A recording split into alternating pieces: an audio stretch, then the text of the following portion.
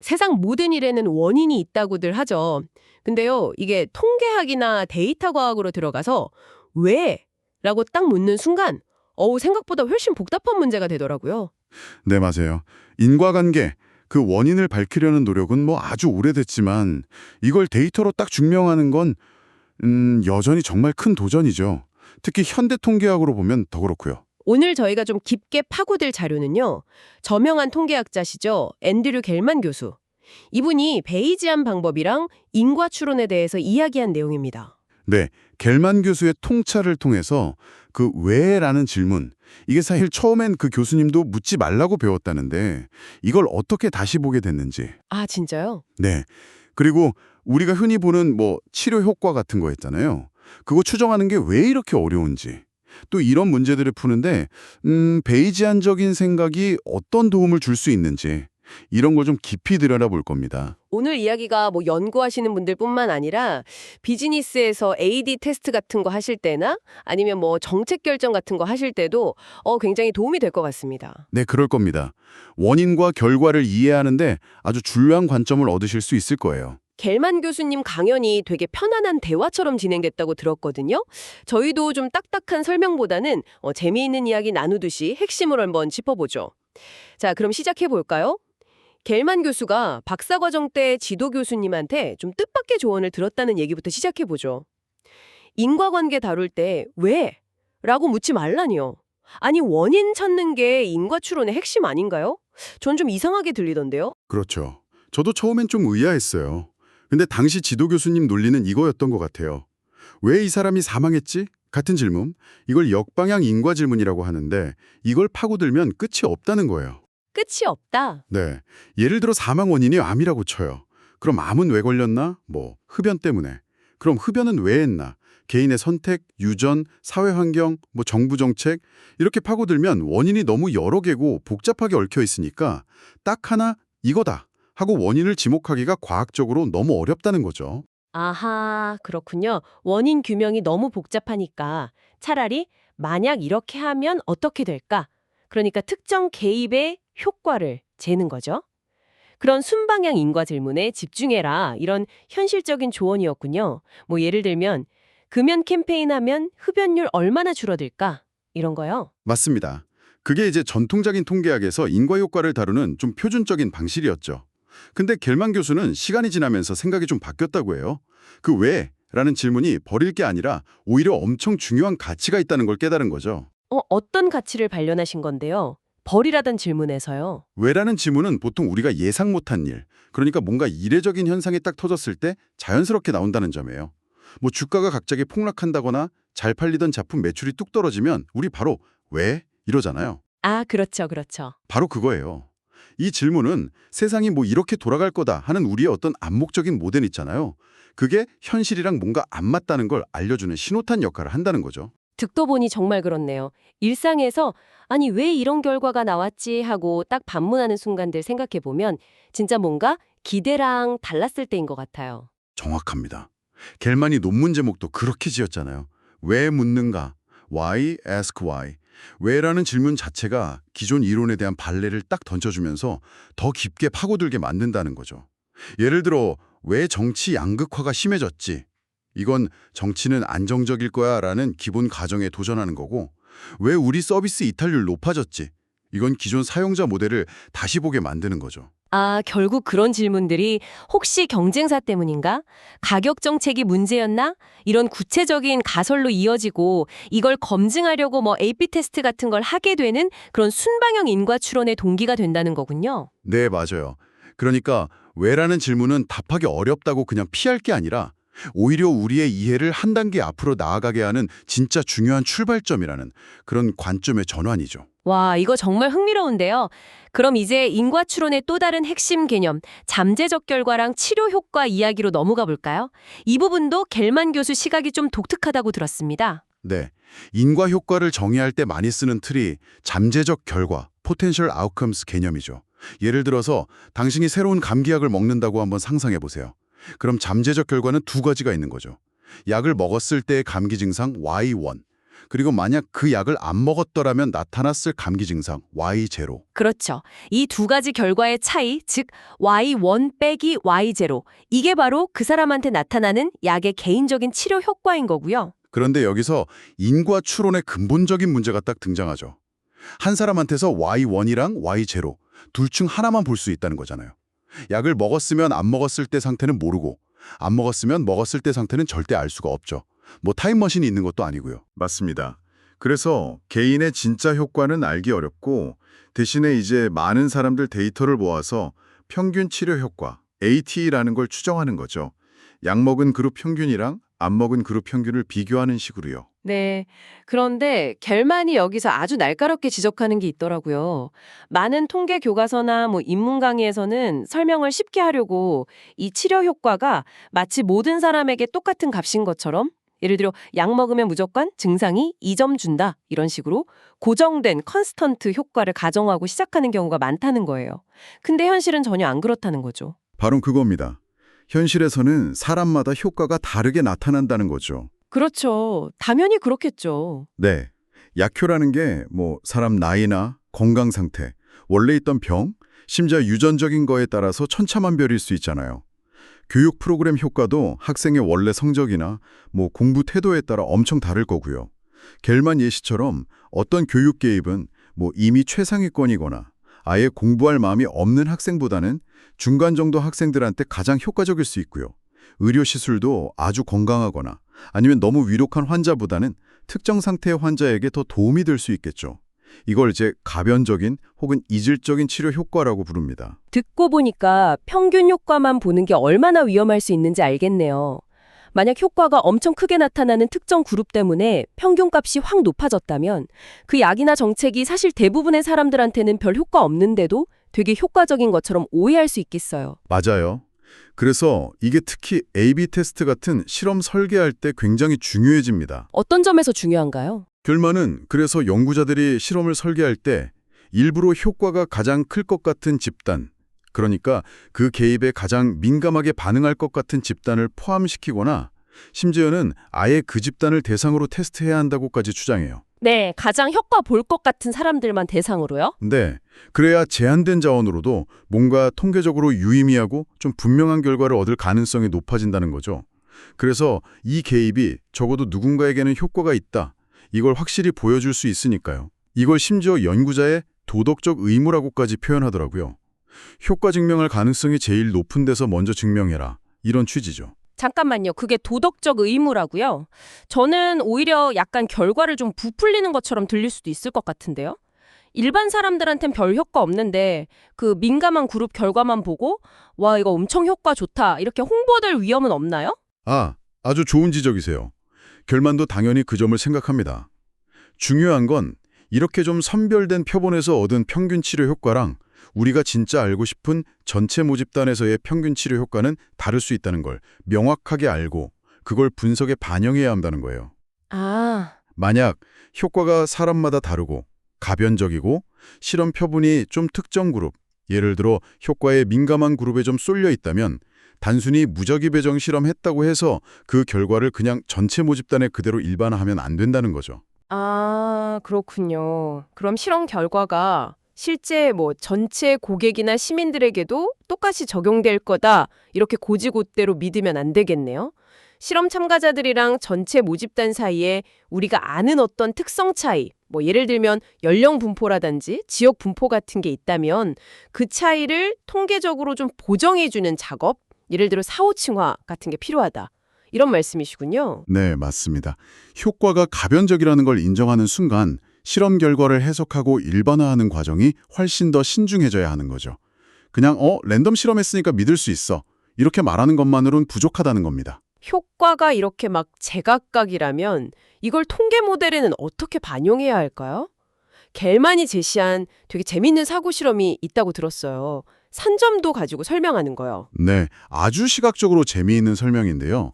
X축에 어떤 치료를 하기 전 상태, 예를 들어 학생의 사전시험 점수 같은 걸 놓고요. X, Y축에는 치료 후의 결과, 사후시험 점수 Y를 놓고 산점도를 그려본다고 상상해 보세요.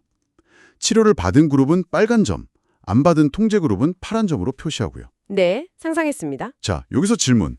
X와 Y 사이의 상관관계, 그러니까 사전 점수가 사후 점수를 얼마나 잘 예측하는가? 이게 어느 그룹에서 더 높게 나타날까요?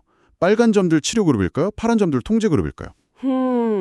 직관적으로는 치료를 받아서 뭔가 변화가 생긴 빨간 점들이 더 예측하기 어려울 것 같기도 하고, 아니면 효과가 일정했다면 더 예측이 잘 될 것 같기도 하고.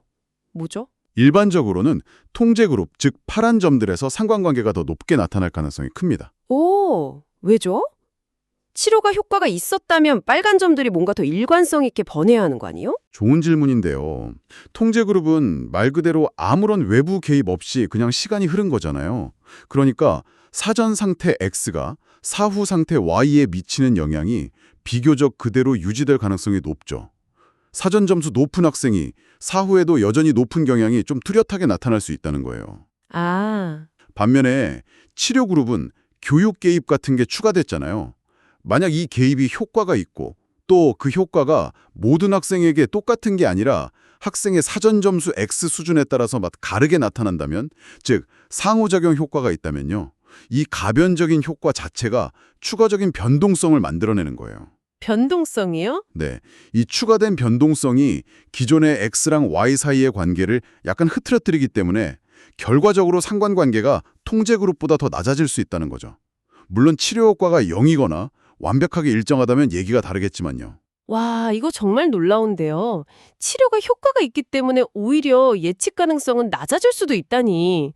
근데 겔만은 이렇게 중요한 내용이 정작 통계 교과서에는 잘 안 나온다고 지적했다면서요? 왜 그런 거죠? 가장 큰 이유는요. 그 상호작용 효과, 인터랙션 이펙트를 추정하는 게 통계적으로 너무 어렵기 때문이에요.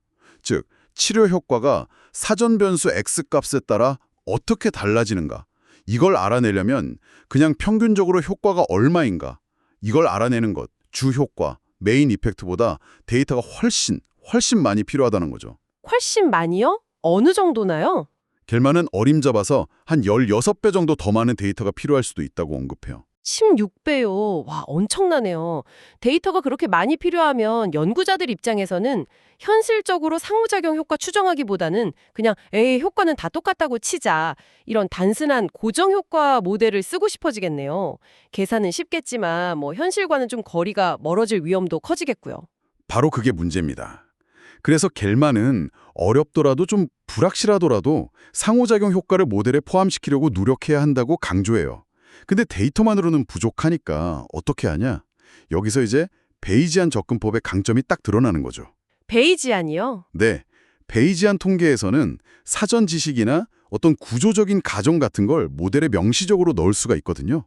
예를 들어서 통제그룹 상관관계가 치료그룹보다 높을 거야 같은 통찰이나 상호작용 효과가 있긴 하겠지만 아마 아주 크진 않을 거야 같은 어떤 믿음을 모델에 반영하는 거죠. 아, 그러니까 데이터가 부족한 부분을 사전 정보나 좀 합리적인 가정으로 메워서 상호작용 같은 복잡한 패턴을 좀 더 안정적으로 추정해 보려는 거군요. 계층적 모델이나 정규화 같은 기법들이 그런 역할을 하는 건가요? 약간 서로 다른 그룹 간의 정보를 좀 빌려오거나 아니면 너무 극단적인 추정치를 좀 더 안정적인 평균 쪽으로 살짝 당겨주는 그런 느낌인가요? 정확히 그런 원리입니다. 겔만 자신도 시간이 흐르면서 이런 사전 정보나 모델 구조의 중요성을 점점 더 깨닫게 되면서 스스로 더 베이지안적으로 변했다 이렇게 말하더라고요. 특히 데이터가 좀 부족하거나 상호작용 효과를 추정하거나 아니면 결과를 다른 집단이나 상황으로 일반화해야 하는 그런 어려운 문제에 부딪혔을 때 이 베이지안 접근법이 아주 강력한 해법을 줄 수 있다는 거죠. 일반화 이야기가 나왔으니까 이 주제도 좀 더 깊이 파고들어야 할 것 같아요. 효과의 가변성만큼이나 인과 추론에서 아주 중요한 난관이라고 하셨잖아요. 단순히 실험 참가자 말고 다른 사람들한테 적용하는 것 그 이상의 의미가 있다고요? 네, 일반화라고 하면 보통 실험 결과를 실험에 참여 안 한 다른 사람들한테 확장하는 걸 떠올리시는데요. 겔만은 그것보다 좀 더 넓은 의미로 써요. 그러니까 다른 상황, 다른 시점, 다른 방식의 개입, 이런 걸로 확장하는 문제까지 다 포함하는 거죠. 다른 상황이나 시점까지요? 네, 겔만이 든 미국 50개 주 데이터 예시가 이걸 아주 잘 보여주는데요. 만약 어떤 연구자가 미국 50개 주 전체 데이터를 다 가지고 특정 정책 효과에 대해 회귀 분석을 했다고 쳐보죠.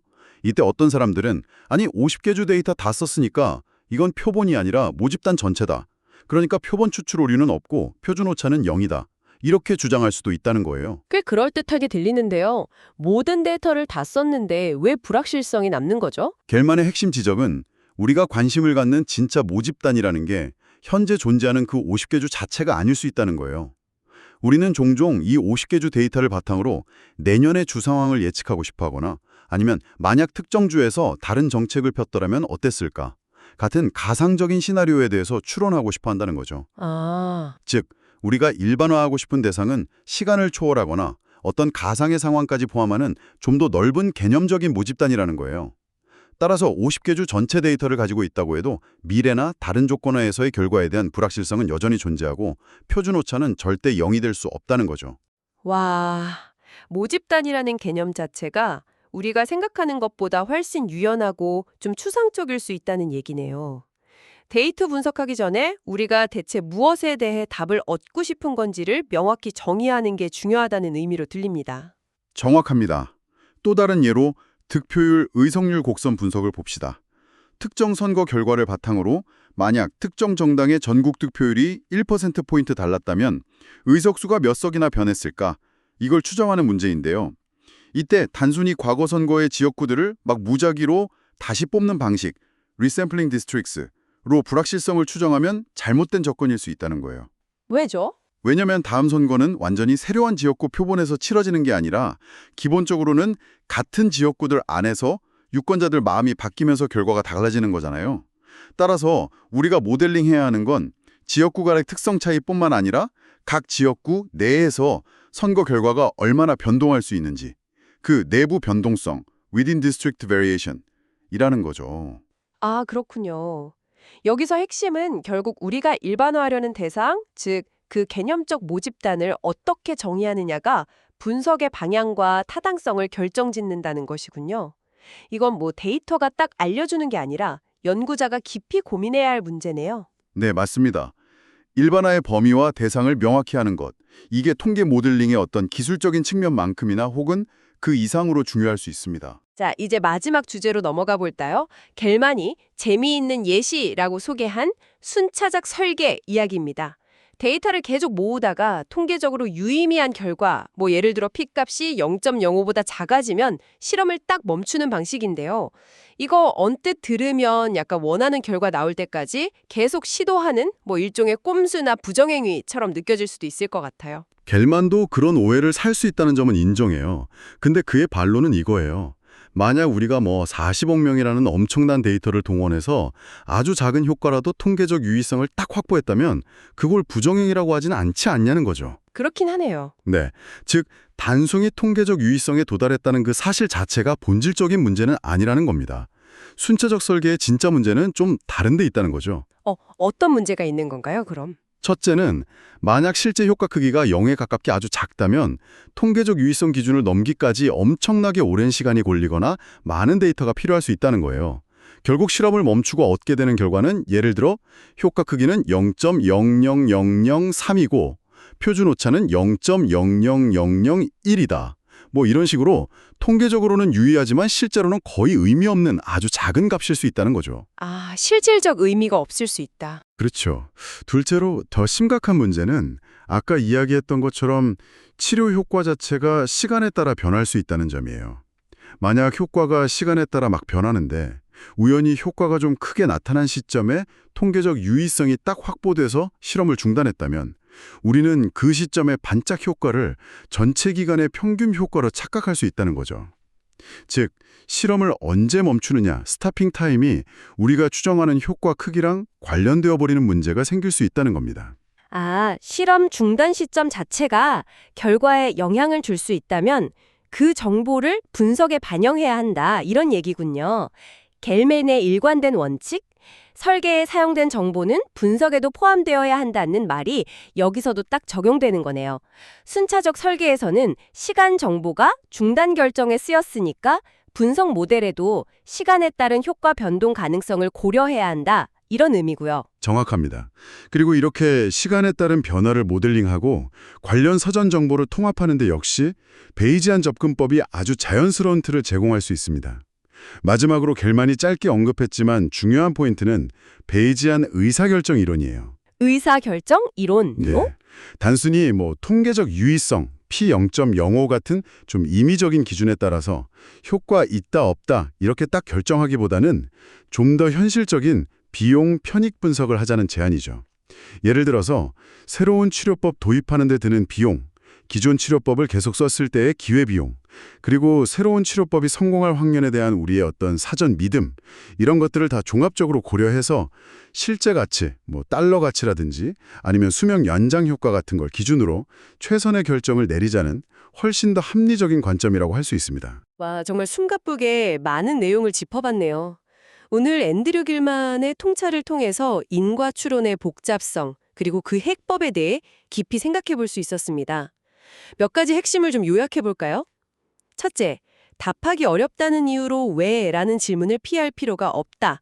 오히려 이 질문은 우리의 이해 부족을 드러내고 더 나은 탐구를 위한 중요한 시발점이 된다는 것. 네, 그리고 둘째, 대부분의 현실 문제에서 효과는 모든 대상에게 동일하게 나타나는 고정된 값이 아니라 대상의 특성에 따라 달라지는 가변적인 값이라는 점을 꼭 명심해야 합니다.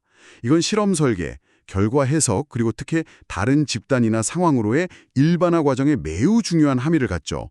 단순 평균값에만 의존하는 건 정말 큰 오해를 낳을 수 있습니다. 셋째, 이러한 효과의 가변성, 또 복잡한 상호작용, 그리고 일반화의 어려움을 다루는 데 있어서 베이지안 통계나 계층적 모델 같은 좀 더 정교한 도구들이 큰 도움을 줄 수 있다는 것이고요. 데이터만으로는 부족한 부분을 사전 지식이나 구조적 가정을 통해서 보완하고 불확실성을 좀 더 정직하게 표현하면서 현실에 가까운 추론을 가능하게 한다는 점입니다. 네, 맞아요. 특히 상호작용 효과를 추정해야 하거나 아니면 제한된 데이터로 다른 맥락에 적용해야 하는 그런 일반화가 중요할 때 그 진가가 발휘된다고 할 수 있겠죠. 당신이 만약 연구자로서 실험 결과를 해석하시든 혹은 마케터로서 A/B 테스트 결과를 바탕으로 다음 전략을 결정하시든 아니면 정책 결정자로서 제한된 증거를 가지고 중요한 판단을 내려야 하시든 오늘 저희가 나눈 이야기들은 아마 표면적인 숫자 너머의 진실을 보는데 좀 도움을 드릴 겁니다. 평균값의 함정에서 벗어나서 현실 세계의 복잡한 인과관계를 좀 더 명확하게 파악하고 더 나은 결정을 내리는데 유용한 관점을 제공했을 것이라 믿습니다. 마지막으로 겔만이 강연 끝에 던진 좀 성찰의 여지가 있는 질문을 나눠볼까 합니다. 그는 아무리 정교한 베이지안 모델이라 할지라도 우리가 가진 모든 불확실성을 완벽하게 포착하지는 못할 수도 있다고 언급하면서 수학의 칸토어의 대각선 문법을 비유로 들었습니다.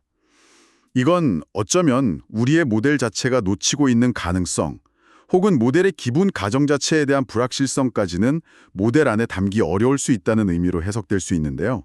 모델의 한계랄까요? 그렇죠. 그렇다면 우리는 데이터와 모델에 기반한 우리의 결론과 예측을 어느 정도까지 신뢰해야 할까요?